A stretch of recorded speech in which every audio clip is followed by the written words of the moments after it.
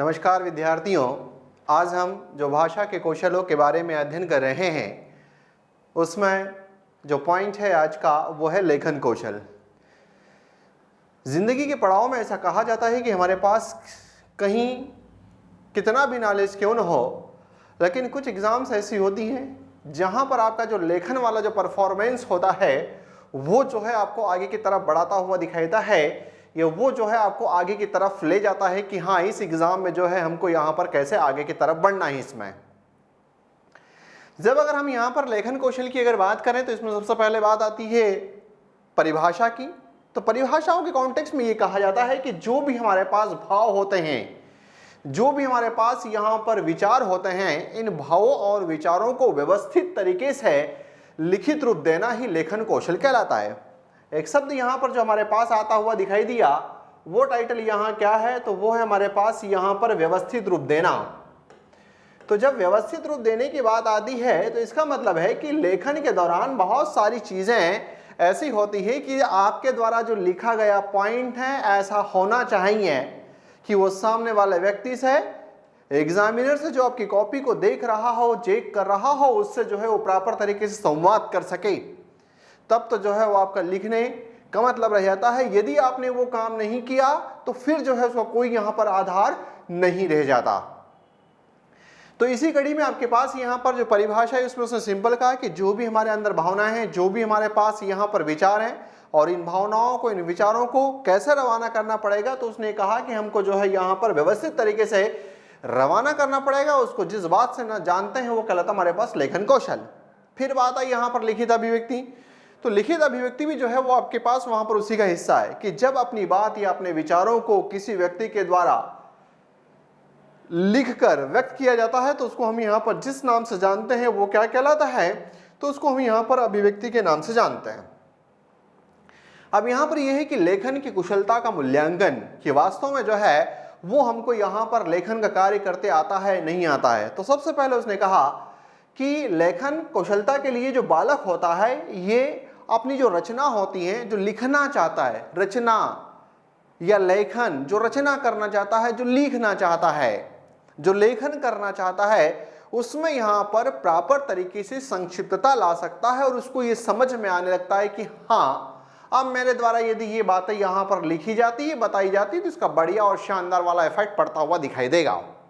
दूसरी बात आती है कि वह क्रमबद्धता बनाए रखता है कि जब जब अगर वो लेखन कौशल का अभ्यास करेगा तो उसके लिखने में जो है वो यहाँ पर सीक्वेंस का, उसके लिखने में जो है वो क्रमबद्धता की बहुत जो है वो ज़रूरत होती है।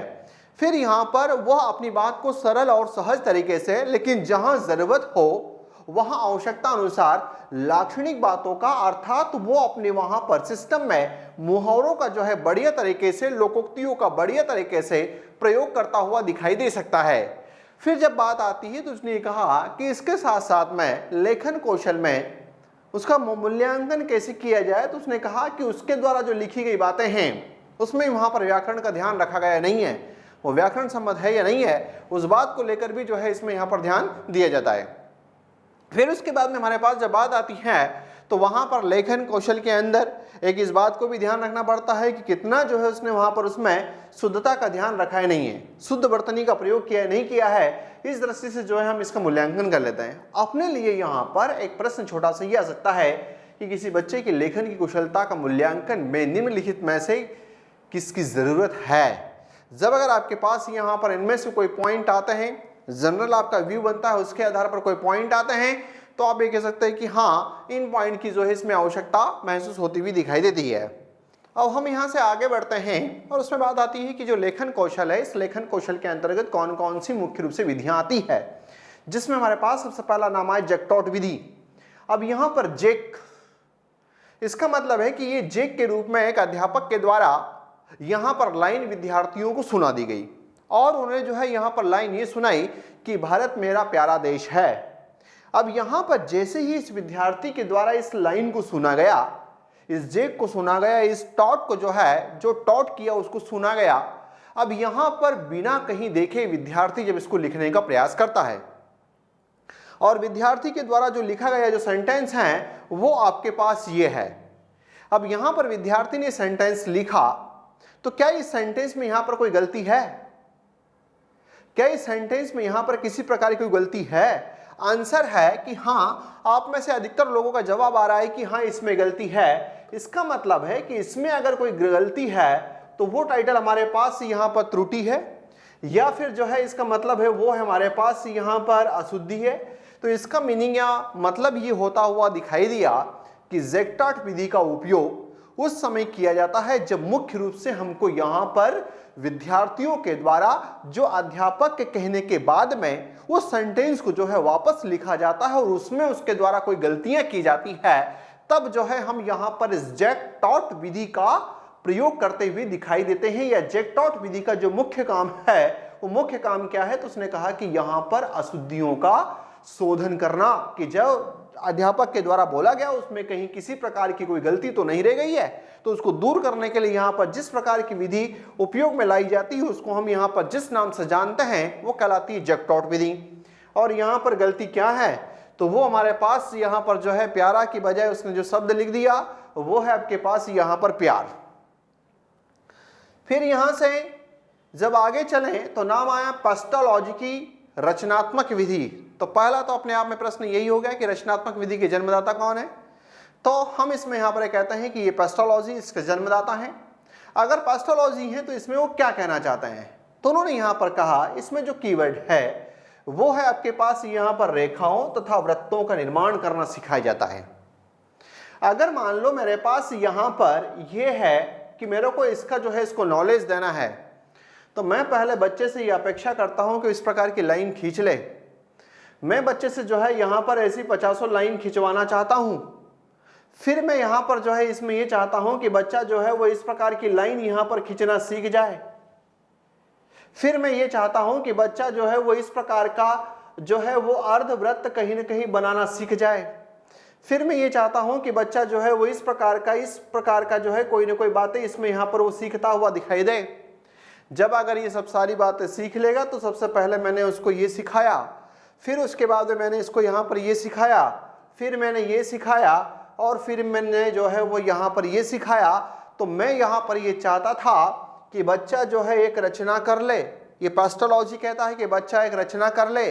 तो इसके लिए हमारे पास जो अलग अलग रेखाएं होती हैं, जो हमारे पास यहाँ पर वृत्त होते हैं, जो हमारे पास आड़ी तिरछी रेखाएं होती हैं, उनका जो है हम यहाँ पर प्राथमिक लेवल पर, पूर्व प्राथमिक लेवल पर सबसे पहले इनका अभ्यास करवाते हैं और फिर इसका अभ्यास करने के बाद में वो जो है यहाँ पर बढ़िया तरीके से अपने टाइटल्स को लिखना चालू कर देता है। तो ये है आपके पास यहाँ पर पेस्टोलॉजी की रचनात्मक विधि के नाम से हम इसको जानते हैं। फिर हम यहां से आगे की तरफ बढ़े तो नाम आया रूप रेखा अनुकरण विधि। सब कुछ इसके नाम में लिखा हुआ है। ये प्रश्न यहां पर हर बार कई सारे एग्जाम में आया है कि रूप रेखा अनुकरण विधि का संबंध निम्नलिखित में से यहां पर कौन से कौशल से है? तो आपका उत्तर आज तो ये हो जाएगा कि इसका संबंध जिससे होता हुआ दिखाई दे रहा है वो हमारे पास यहां पर लेखन। लेकिन इसका कॉन्सेप्ट क्या होता है? तो उसने कहा कि रूप है, रेखा है, उसका अनुकरण करना है और यदि उसका वो अनुकरण कर लेता है तो उसके बाद में उसको लिख देना है। जैसे मान लो क्या होता है कभी कभी हमारे पास कि मुझे अगर कोई टाइटल सिखाना है तो मेरे पास यहां पर जो बात इसमें आती हुई दिखाई दी, ये इस प्रकार के यहां पर डॉट हैं, ये जो है वो इस प्रकार के यहां पर डॉट लगे हुए हैं, ये इस प्रकार के डॉट।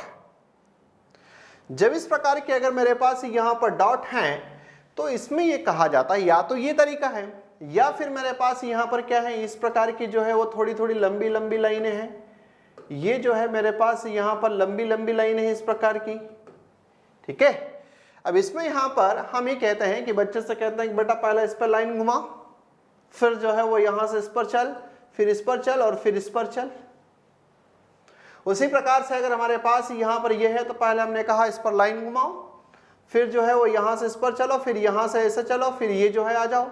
तो इसका जो मेन तरीका है वो है आपके पास यहां पर वर्णों या आकृतियों को जब विद्यार्थियों के सामने डॉट के रूप में या छोटी छोटी रेखाओं के रूप में रूपरेखा रेखा के रूप में प्रस्तुत किया जाता है तो विद्यार्थी उसका अनुकरण कर जब उस पर पेंसिल घुमाने का प्रयास करता है तो उसको हम यहां पर जिस नाम से जानते और पहचानते हैं वो हमारे पास यहां पर क्या है, तो उसको हम यहां पर रूपरेखा अनुकरण विधि के नाम से जानते हैं, जो उसके नाम में ही यहां पर लिखा हुआ है। फिर हमारे पास यहां पर बात है अवलोकन विधि। अवलोकन विधि के अंतर्गत यहां पर उसने ये कहा कि कभी कभी आप देखना, इंग्लिश में एक आपने शब्द सुना होगा कि जब अगर आपको कोई चीज दिखानी होती है, तो मैंने यहां पर लिखा बोल्ड फेजिंग। अब जैसे मैं इसको यहां पर इस प्रकार से अगर कर दूं 2 3 4 5 बार, तो ये जो है वो आपके पास एक अलग रूप में यहां पर आता हुआ दिखाई दे रहा है। अब ये अलग रूप में जो आता हुआ दिखाई दे रहा है, ये इसका रूप यहां पर कौन सा है, ये इसका बोल्ड वाला है।